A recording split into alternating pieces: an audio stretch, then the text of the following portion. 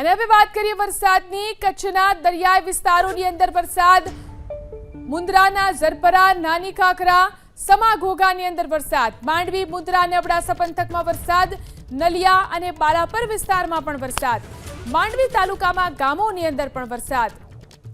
તો ફરી એકવાર કચ્છના વિવિધ વિસ્તારોની અંદર વરસાદ શરૂ થયો છે। કચ્છના દરિયાઈ વિસ્તારોમાં ખાસ કરીને વરસાદ વરસી રહ્યો છે।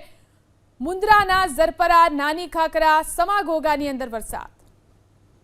આ તરફ વરસાદને કારણે અબડાસા નખત્રાણાને જોડતો રસ્તો બંધ થયો છે। ઉપરવાસમાંથી પાણીની આવકના કારણે સ્ટેટ હાઈવે બંધ કરવામાં આવ્યો। કોટલા બીટા નેશનલ હાઈવે ઉપર પાણી ફરી વળ્યા છે। અબડાસાના બીટા પાસે ડાયવર્ઝન તૂટી ગયો છે।